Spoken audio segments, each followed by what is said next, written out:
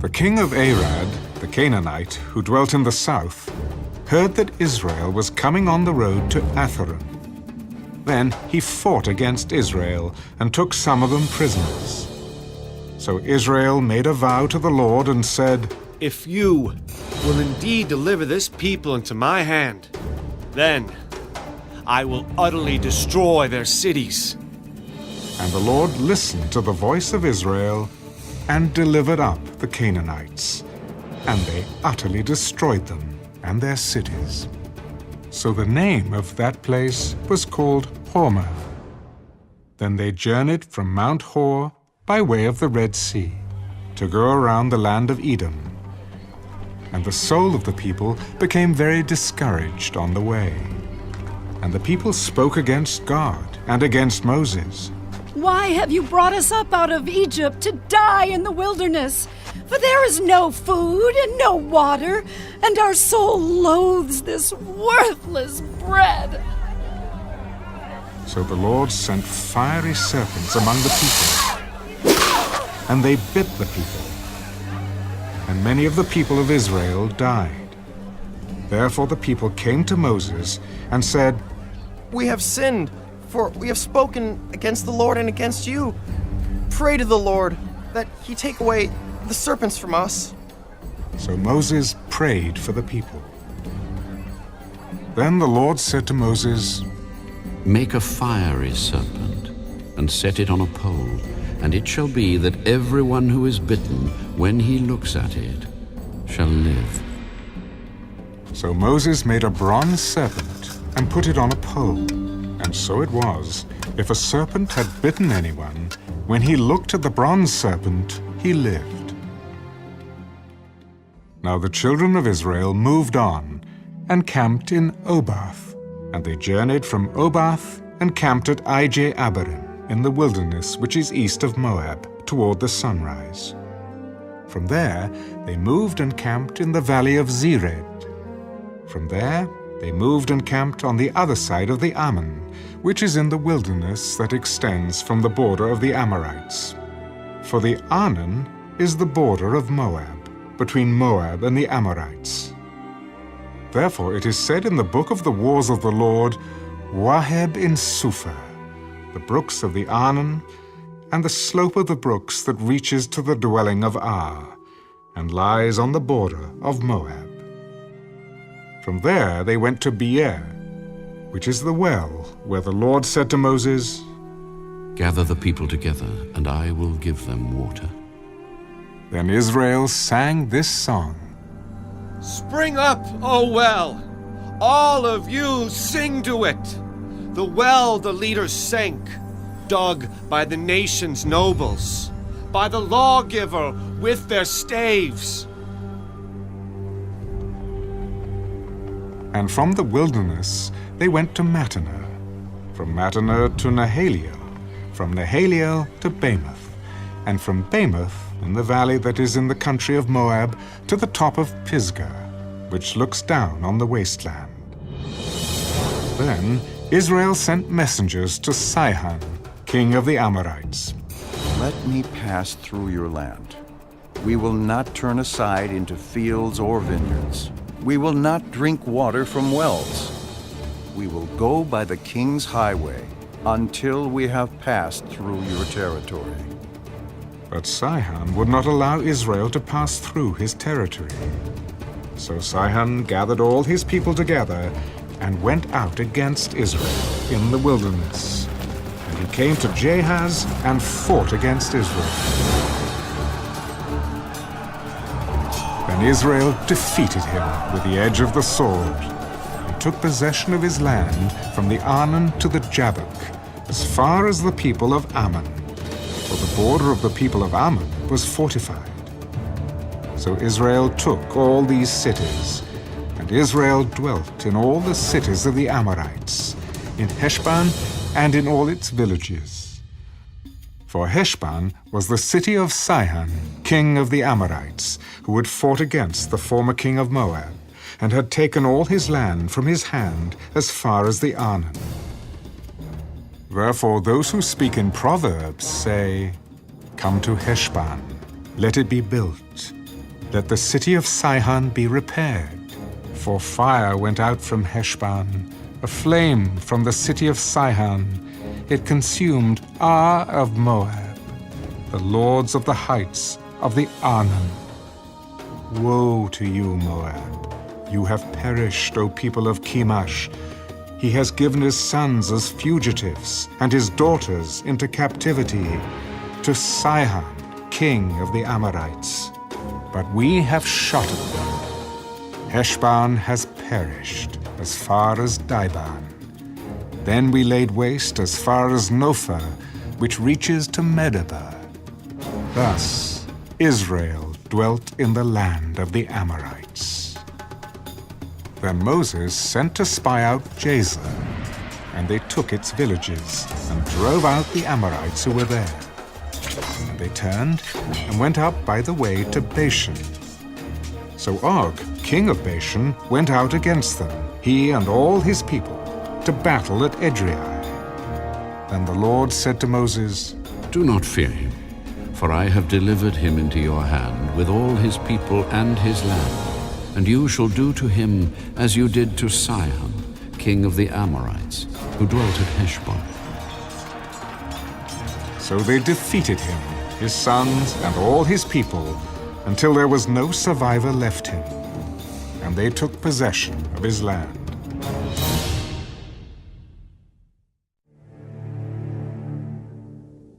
Then the children of Israel moved and camped in the plains of Moab on the side of the Jordan across from Jericho. Now Balak, the son of Zippor, saw all that Israel had done to the Amorites. And Moab was exceedingly afraid of the people, because they were many. And Moab was sick with dread because of the children of Israel. So Moab said to the elders of Midian, Now this company will lick up everything around us, as an ox licks up the grass of the field. And Balak, the son of Zippor, was king of the Moabites at that time. Then he sent messengers to Balaam, the son of Beor, at Pethor, which is near the river in the land of the sons of his people, to call him, saying, Look, a people has come from Egypt. See, they cover the face of the earth and are settling next to me. Therefore, please come at once. Curse this people for me, for they are too mighty for me. Perhaps I shall be able to defeat them and drive them out of the land. For I know that he whom you bless is blessed, and he whom you curse is cursed.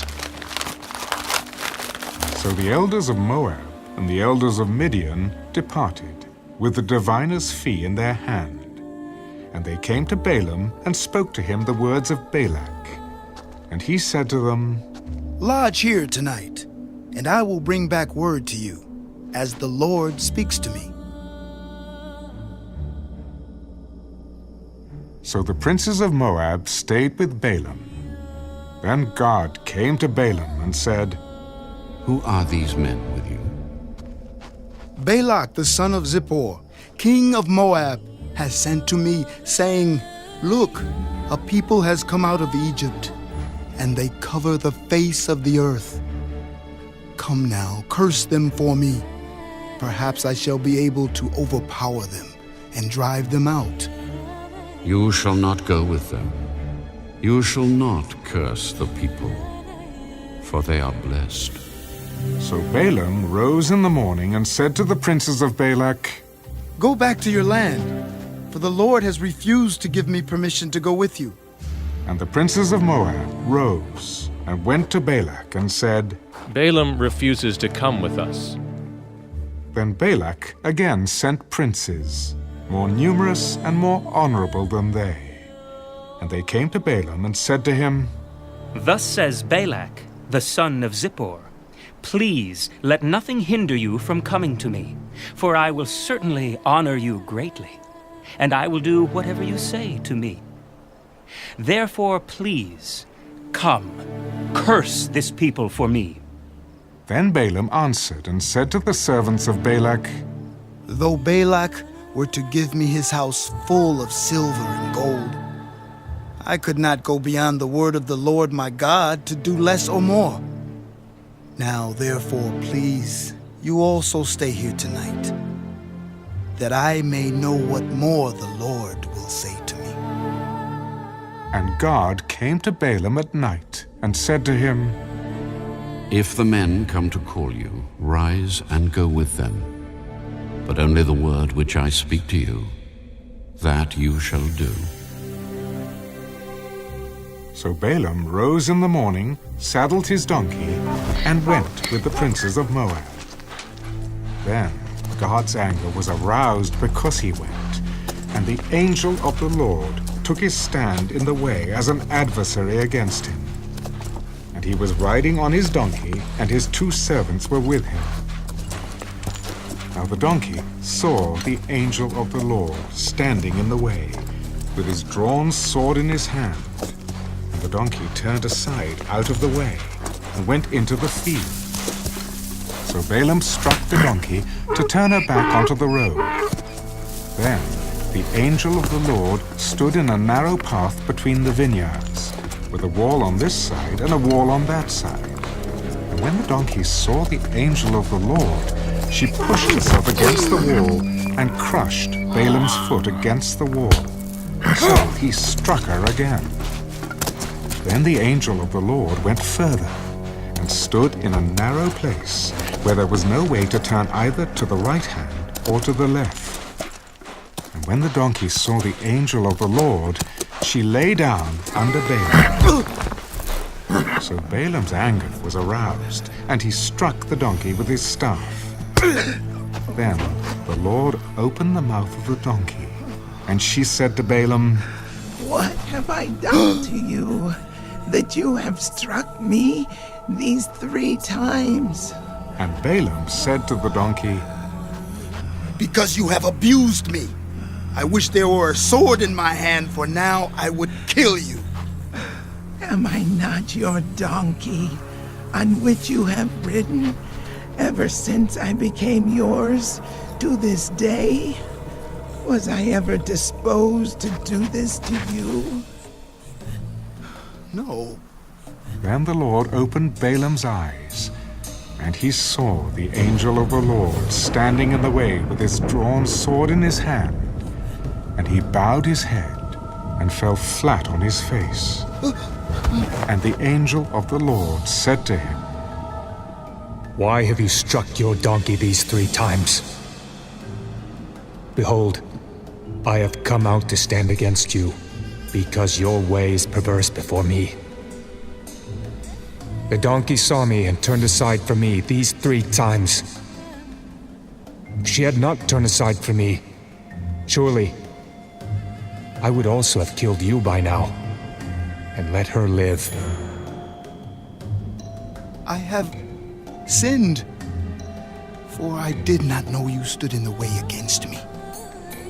Now, therefore, if it displeases you, I will turn back.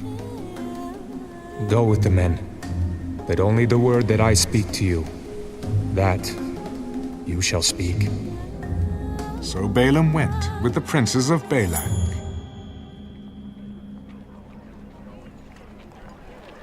Now when Balak heard that Balaam was coming, he went out to meet him at the city of Moab, which is on the border at the Arnon, the boundary of the territory. Then Balak said to Balaam, Did I not earnestly send to you, calling for you? Why did you not come to me? Am I not able to honor you? Look, I have come to you. Now, have I any power at all to say anything? The word that God puts in my mouth, that I must speak. So Balaam went with Balak, and they came to Kirjath-Huzath. Then Balak offered oxen and sheep, and he sent some to Balaam and to the princes who were with him. So it was the next day that Balak took Balaam and brought him up to the high places of Baal, that from there he might observe the extent of the people.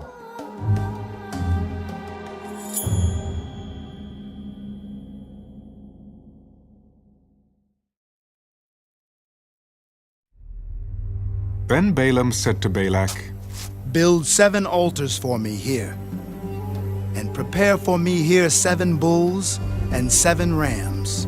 And Balak did just as Balaam had spoken. And Balak and Balaam offered a bull and a ram on each altar. Then Balaam said to Balak, Stand by your burnt offering, and I will go. Perhaps the Lord will come to meet me, and whatever he shows me, I will tell you. So he went to a desolate height, and God met Balaam. And he said to him, I have prepared the 7 altars, and I have offered on each altar a bull and a ram. Then the Lord put a word in Balaam's mouth. Return to Balak, and thus you shall speak. So he returned to him, and there he was, standing by his burnt offering, he and all the princes of Moab. And he took up his oracle and said, Balak, the king of Moab, has brought me from Aram, from the mountains of the east.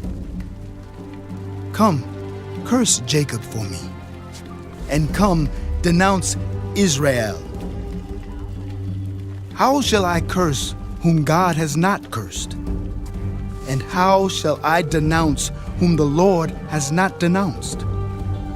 For from the top of the rocks I see him, and from the hills I behold him. There, a people dwelling alone, not reckoning itself among the nations. Who can count the dust of Jacob, or number 1/4 of Israel? Let me die the death of the righteous, and let my end be like his. Then Balak said to Balaam, What have you done to me? I took you to curse my enemies, and look, you have blessed them bountifully. Must I not take heed to speak what the Lord has put in my mouth? Please, come with me to another place from which you may see them. You shall see only the outer part of them, and shall not see them all. Curse them for me from there. So he brought him to the field of Zophim, to the top of Pisgah, and built 7 altars, and offered a bull and a ram on each altar. And he said to Balak, Stand here by your burnt offering, while I meet the Lord over there. Then the Lord met Balaam, and put a word in his mouth. Go back to Balak, and thus you shall speak. So he came to him, and there he was, standing by his burnt offering, and the princes of Moab were with him. And Balak said to him, What has the Lord spoken? Then he took up his oracle and said, Rise up, Balak, and hear. Listen to me, son of Zippor. God is not a man that he should lie, nor a son of man that he should repent. Has he said, and will he not do? Or has he spoken, and will he not make it good? Behold, I have received a command to bless. He has blessed, and I cannot reverse it. He has not observed iniquity in Jacob, nor has he seen wickedness in Israel. The Lord his God is with him, and the shout of a king is among them. God brings them out of Egypt. He has strength like a wild ox. For there is no sorcery against Jacob, nor any divination against Israel. It now must be said of Jacob and of Israel, oh, what God has done. Look, a people rises like a lioness and lifts itself up like a lion. It shall not lie down until it devours the prey and drinks the blood of the slain. Then Balak said to Balaam, Neither curse them at all, nor bless them at all. So Balaam answered and said to Balak, Did I not tell you, saying all that the Lord speaks, that I must do? Please come, I will take you to another place. Perhaps it will please God that you may curse them for me from there. So Balak took Balaam to the top of Peor, that overlooks the wasteland. Then Balaam said to Balak, Build for me here 7 altars, and prepare for me here 7 bulls and 7 rams. And Balak did as Balaam had said, and offered a bull and a ram on every altar.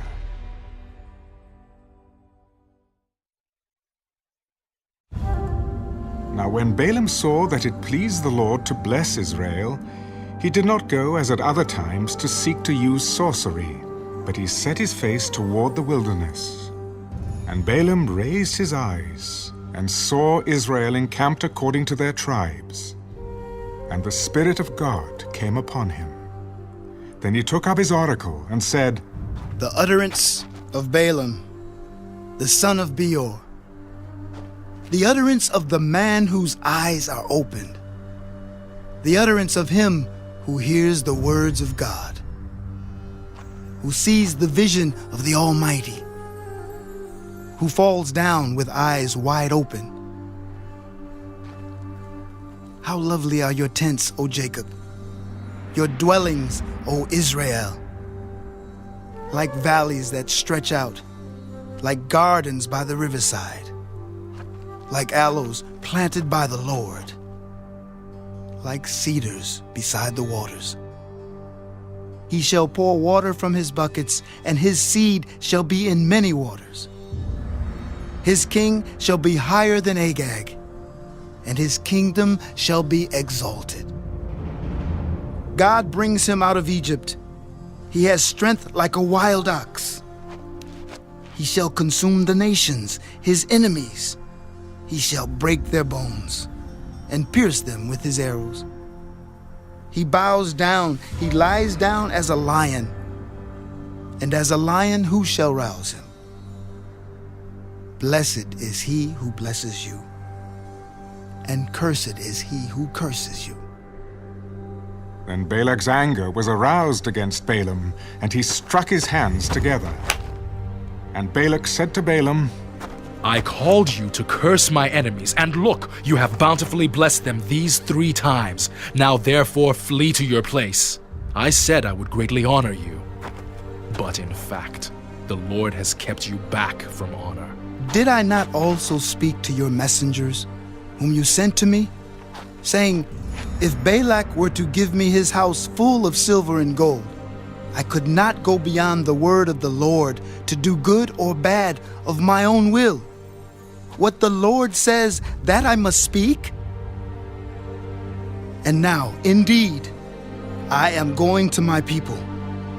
Come, I will advise you what this people will do to your people in the latter days. So he took up his oracle and said, The utterance of Balaam, the son of Beor, and the utterance of the man whose eyes are opened, the utterance of him who hears the words of God and has the knowledge of the Most High, who sees the vision of the Almighty, who falls down with eyes wide open. I see him, but not now. I behold him, but not near. A star shall come out of Jacob. A scepter shall rise out of Israel and batter the brow of Moab and destroy all the sons of tumult. And Edom shall be a possession. Seir also, his enemies, shall be a possession, while Israel does valiantly. Out of Jacob, one shall have dominion and destroy the remains of the city. Then he looked on Amalek, and he took up his oracle and said, Amalek was first among the nations, but shall be last until he perishes. Then he looked on the Kenites, and he took up his oracle and said, Firm is your dwelling place, and your nest is set in the rock. Nevertheless, Cain shall be burned. How long until Asher carries you away captive? Alas, who shall live when God does this? But ships shall come from the coasts of Cyprus, and they shall afflict Asher and afflict Eber, and so shall Amalek, until he perishes. So Balaam rose and departed, and returned to his place. Balak also went his way.